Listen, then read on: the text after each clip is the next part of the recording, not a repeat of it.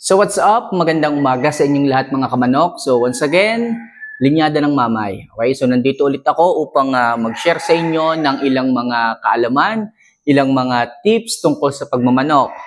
Alam ko, napakasimple lang itong mga tips na aking sinishare sa inyo, pero nakakasigurado ako na malaki po ang maaaring maitulong nito pagdating sa inyong mga alagang mga manok. Pagdating sa inyong pagmamanukan, napakalaki po kung mai-apply nyo po ng maayos sa kanila.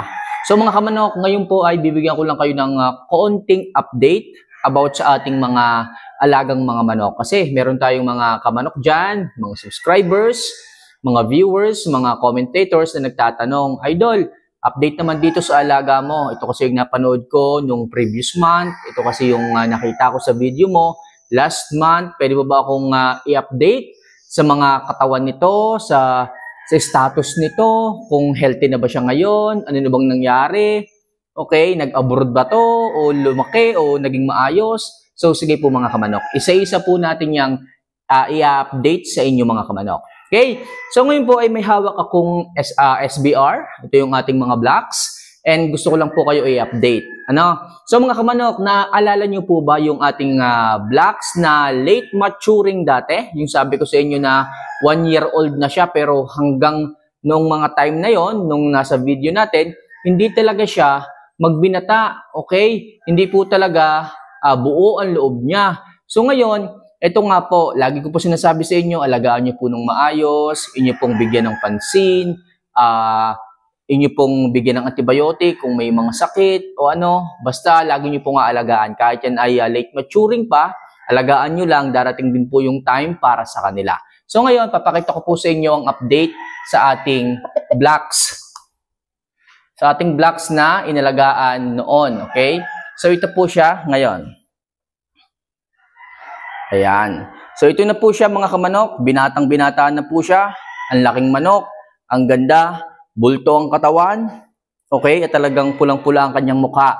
Sign of healthiness po mga kamanok. At ito po sinasabi ko sa inyo, basta po naalagaan nyo ng maayos yung manok, late maturing man yan o kung ano pa man, basta po siya ay healthy. Darating po yung panahon, magiging maayos po yan. Darating po yung panahon, magbibinata po yan. Okay, so ito po, napakagandang manok.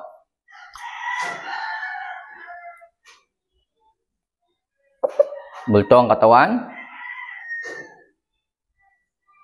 Ayan po siya. So ayan mga kamanok. So ngayon, pinakita ko lang po sa inyo yung update. At sabi ko lang po sa inyo, huwag po kayong susuko sa pag-aalaga ng manok. Kung dumarating po yung time na talagang pinanghihinaan kayo ng loob, tinatamad na kayo, parang walang nangyayari sa inyong mga inaalagaan. So mga kamanok, sumunod lang po tayo sa proseso as long as nanonood po kayo dito sa aking channel, nakakakuha po kayo ng mga tips, i-apply nyo lang po mga kamanok. Kasi po ako, alam ko na po tested ko na po na maayos po yung sistema na aking ibinibigay sa inyo. At ito po, bago ko po ito share sa inyo, talagang ito po ay na-experience ko na. Kaya po yung inyong mga alaga magiging healthy, magiging maayos, bubulto ang katawan, magiging healthy po sila. Okay? So ngayon nga mga kamanok, may ilan tayong mga tanong na sasagutin at liliwanagin na nasa comment section. Okay? Ito po ay tungkol sa ating ibinibigay na pagkain sa ating mga alaga. Okay? So feeding mixture, all about sa Jackie Oats, kung ano daw po yung magandang gawin, magandang ibigay. Okay? Ang dami kasing katanungan. Kahit sabihin natin na na-share ko na naman doon yung mismong details, yung mismong information, siyempre yung iba magtatanong pa rin. So, kagaya na lang ng isa nating subscriber, nagtatanong, Idol, dapat bang hugasan yung fermented Jackie Oats bago ibigay sa manok? So, ang sagot ko po dyan mga kamanok, hindi nyo na po yung kailangang hugasan. Yun na po yung natural, natural way kung saan yun po yung yung pagkain na talagang nandun na talaga yung sustansya. Yung amoy na naamoy nyo na hindi kayo komportable, yun po talaga ang kailangan ng manok Okay, hindi naman po kayong kakain, yung inyong mga alaga. Kaya po ang trabaho nyo na lang, ibigay po sa inyong mga alaga.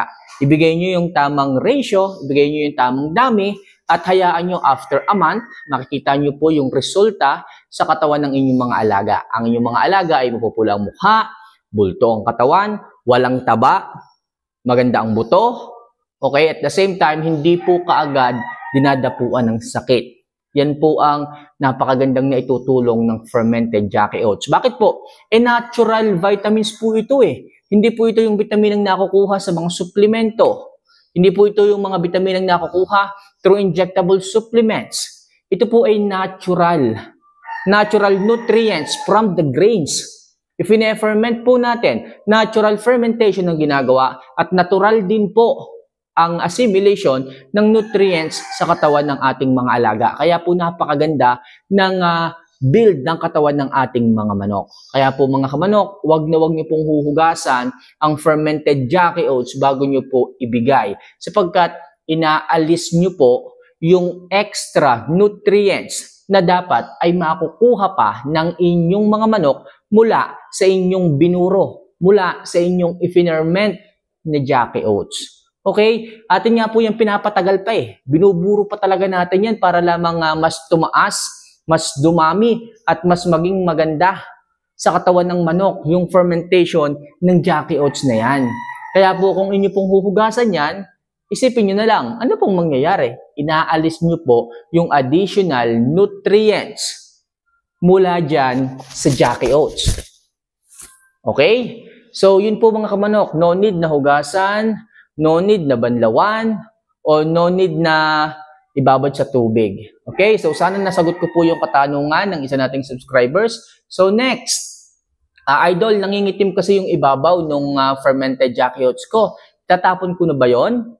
So mga kamanok, kapag po ang fermented Jackie Oats ninyo ay medyo naiiga, okay? So wag niyo munang ubusin yung tubig kasi yung sabi ko nga sa inyo ay yung tubig pwede pong ihalo sa pagkain. Pero kung sa tingin ninyo, nawawala na po yung dami ng tubig. For example, nasisip-sip na ng fermented Jackie Oats. So ang gagawin niyo po kung nangingitim yung ibabaw, hahaluin niyo lang po. Yung may itim, ilagay niyo po sa ilalim mula, itakloban po ninyo. After a day, makikita ninyo muli pong manunumbalik yung ganda ng fermented Jackie Oats. Hindi nyo po kailangang itapon yan.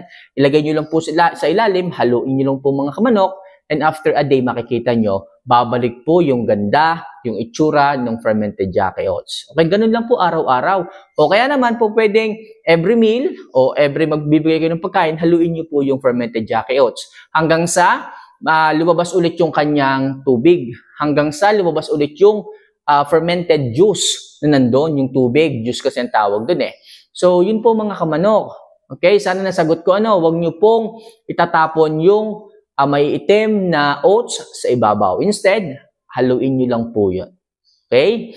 So, ito pa yung isang katanungan. Kamanok, after 7 days, nung binabad ko, sabi mo 7 days, minimum of 7 days. Nagulat ako, bakit bumaho yung amoy? Tinapon ko lang, sayang naman. Idol, normal po na talagang sabihin na nating babansiw or aasim yung fermented Jackie Oats. Kasi fermentation po yung nangyayari. Normal po yan. At kung hindi ka sanay o hindi ka komportable sa amoy, sa yung naaamoy dyan sa fermented Jackie Oats, pwede kang magdagdag ng molasses, okay? Pwede rin pong asukal, 3 hanggang 5 kutsarang asukal.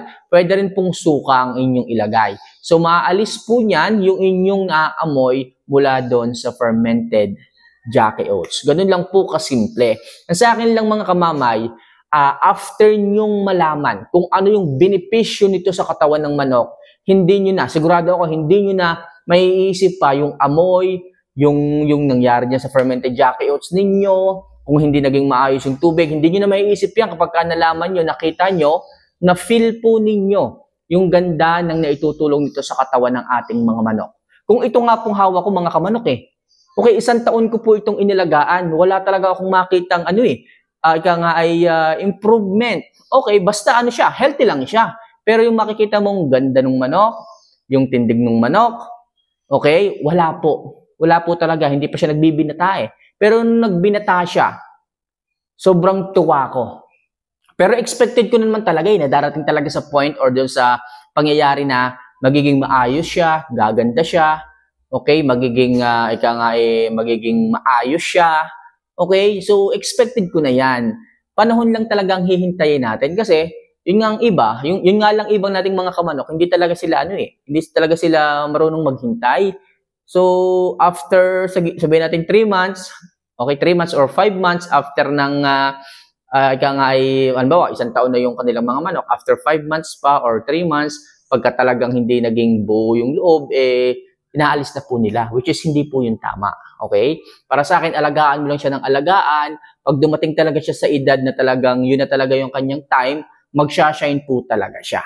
Okay? So, yun lang mga kamanok. Sana kahit papaano makatulong ang simpleng tips na ito para palakasin ang inyong mga loob. Hindi kayo manghina, hindi kayo ma-stress, hindi kayo ma-depress. At syempre, maging motivated kayo palagi. So, yun lang muna sa ngayon mga kamanok. Sana kahit papaano makatulong itong ating mga videos na ginagawa. No? Ulitin ko, kung meron po kayong katanungan tungkol sa pagmamanok, willing po akong makipagtulungan sa inyo na sagutin ang inyong mga katanungan para po tayong lahat ay sabay-sabay na lumago pagdating sa pagmamanok. Ayokong maglihim, ayokong may itago sa inyo dahil nga po ginawa ko tong channel na to para po ito sa ating lahat. Ikaw man ay newbie, in the middle, or ikaw ay advanced, okay, open po kayo lahat dito. Okay, so paano mga kamanok, mahal ko po kayo. Don't forget to comment or like and subscribe this video. So paano mga kamangay, mga kamanok, see you for our next vlog. Paalam.